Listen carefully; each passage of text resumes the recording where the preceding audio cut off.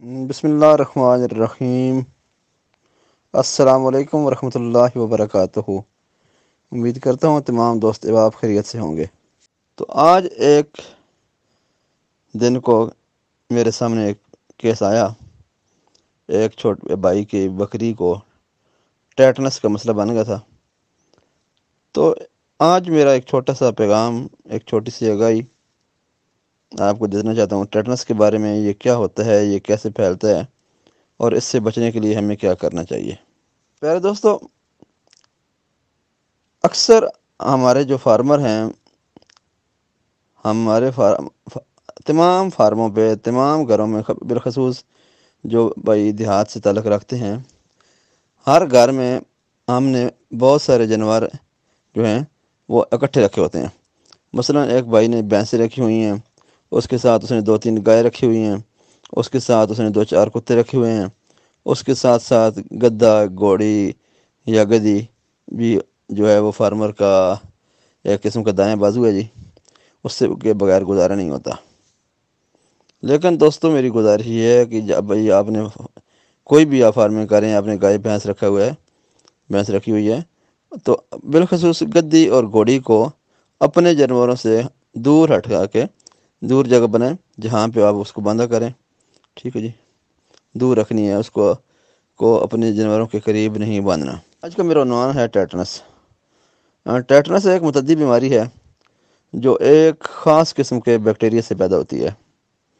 اس سے جانور اکڑ جاتا ہے۔ اس بیماری کا سبب ایک بیکٹیریا ہے۔ یہ بیکٹیریا جانور میں کسی زخم کے ذریعے اندر داخل ہوتا ہے۔ جس جانور کو بھی کوئی ایسا زخم پاؤں پہ، ٹانگ پہ یا جسم کا وہ حصہ جو زمین پر بیٹھنے سے زمین سے کو ٹچ کرتا ہو، مس کرتا ہو، تو اس زخم کے ذریعے یہ بیکٹیریا جو ہے جانور کے اندر داخل ہو جاتا ہے۔ اگر اور کوئی زخم نہ ہو تو جب کسی بھی گائے، بھینس، بھیڑ، بکری کی کسی بھی جانور کی ڈیلیوری ہوتی ہے نا، تو ڈیلیوری کے دوران بچہ دینے کے بعد یہ وجائنا کے راستے اندر داخل ہو جاتا ہے۔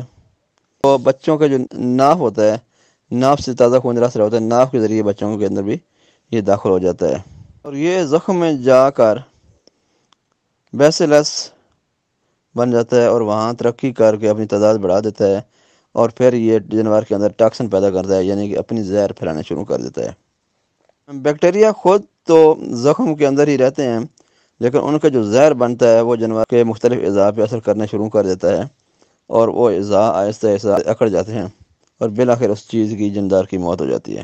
اس مرض میں زیادہ تر گھوڑے مبتلا ہوتے ہیں۔ مویشی کی چھوٹے بچے، بچڑے، بچڑیاں، بھیڑیں، لیلے مریض بھی جانور بھی اس میں مبتلا ہو سکتے ہیں۔ کتے بھی محفوظ نہیں رہتے، انسان بھی اس مرض میں مبتلا ہوتے ہیں۔ یہ جو بیکٹیریا ہے یہ گھوڑے اور گدھے کی لدوں سے پیدا ہوتے ہیں۔ آپ نے دیکھا ہوگا اکثر کہ جب بھی خدا نخواستہ کسی انسان کا ایکسیڈنٹ ہوتا ہے، روڈ ایکسیڈنٹ ہوتا ہے، یا کسی وجہ سے بھی اس کو کوئی انسان گر جاتا ہے، تو آپ اسپتال میں جاتے ہیں تو فوری طور پہ آپ کے زخم کی ٹریٹمنٹ بعد میں کی جاتی ہے۔ پہلے اس کو ٹیٹنس کا انجیکشن لگایا جاتا ہے احتیاطی طور پر، تاکہ یہ ٹیٹنس کی بیماری سے محفوظ رہے۔ ہمارے دیہات ہیں، ان دیہاتوں میں آج کل تو کافی تبدیلی آ چکی ہے، پھر بھی کئی گاؤں ایسے ہیں جہاں پہ مٹی کا کام عورتیں بڑی شوق سے کرتی ہیں۔ کچے گھر ہوتے ہیں، ان میں جو مٹی لگائی جاتی ہے، تو وہ ہماری پرانی عورتیں، میں پرانی بات کروں گا کیونکہ اب بہت تبدیلی آ چکی ہے۔ بہت کم دیہات ایسے رہ گئے ہیں جہاں پہ گدھوں، گھوڑوں کی لد کو اکٹھا کیا جاتا ہے اور پھر اس کو مٹی میں مکس کر کے جناب مٹی جو ہے نا مکانوں کو لگائی جاتی ہے۔ لیکن پھر بھی جناب، اگر کوئی ایسا کوئی بھائی ہو جو دیہات میں رہتا ہو، یا اس کے کوئی رشتہ دار وغیرہ دیہات میں رہتے ہوں جہاں پہ یہ کچے مکان ابھی ہوں، تو اس سے گزارش ہے جی، اپنے علاقے کے لوگوں کو اطلاع کریں کہ بالخصوص وہ مائیں بہنیں ہماری جو مٹی کا کام کرتی ہیں، اور آج کے دور میں بھی لد اکٹھی کر کے جو ان کا گدھے گھوڑے کا لد ہوتی ہے اس کو اکٹھا کر کے مٹی میں مکس کرتی ہیں۔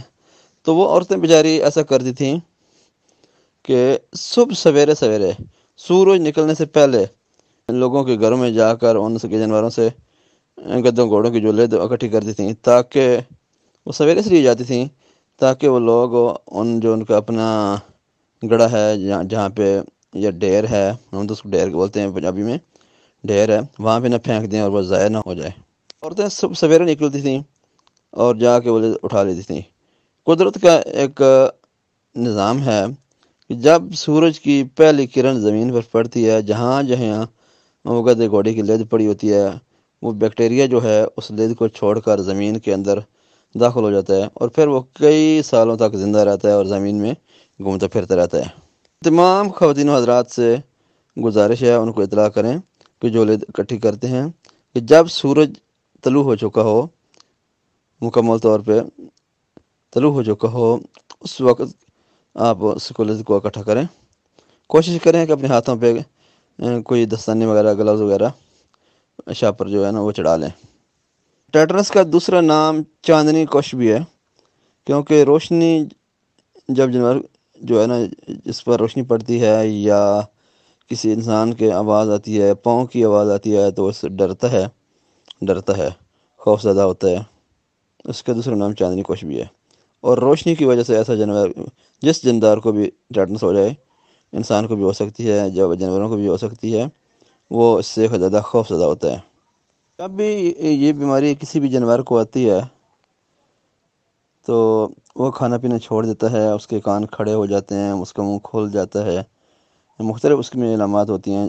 اگر ٹانگوں کی طرف سے اس کا آغاز ہوا ہے تو ٹانگیں پہلے اکڑ جاتی ہیں، پھر آہستہ آہستہ اس کا باقی جسم جو ہے وہ اس میں اکڑاؤ پیدا ہوتا ہے، کان بالکل سخت ہو جاتے ہیں، ایک جگہ پہ کھڑے ہو جاتے ہیں، جبڑے بند نہیں ہو پاتے، جانور اپنے منہ کھول نہیں سکتا، غذا نہیں کھا سکتا۔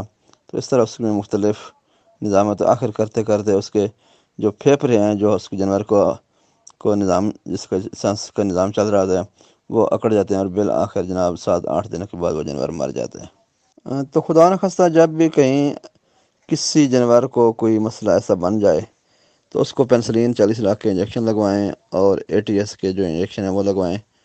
اس کو اندھیری کوٹھڑی میں جہاں بالکل روشنی کا نام و نشان ہی نہ ہو، ایسی جگہ باندھیں، اس کے پاس خاموشی سے جائیں، اس کی ٹریٹمنٹ کریں۔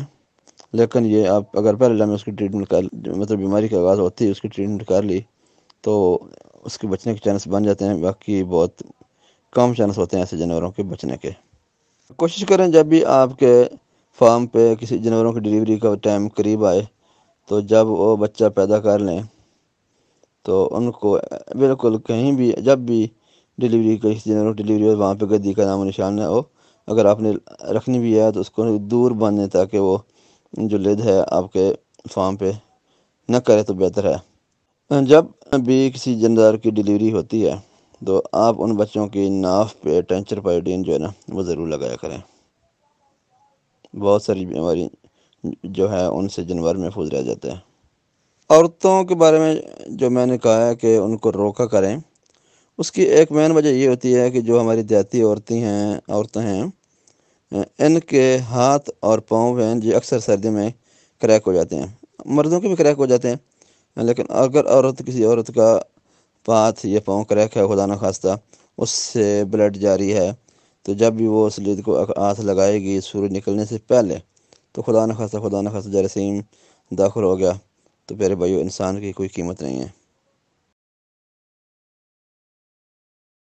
جی ڈاکٹر صاحب یہ بھی بتائیں کہ یہ جو پینسلن جی کا ٹیکہ ہے یہ بکری کو کس مقدار میں لگتا ہے، اور انٹرمسکولر ہوتا ہے، مسل میں ہوتا ہے، اور کتنی دفعہ لگانا ہوتا ہے دن میں، اور کتنے دن تک لگانا ہوتا ہے؟ جی سر، پینسلین بکری کو 5 میں لگایا جاتا ہے اور یہ گوشت میں لگتا ہے۔ کوئی اینٹی بائیوٹک بھی ہے نا، وہ 3 دن لگایا جائے تو بہترین رزلٹ ملتا ہے۔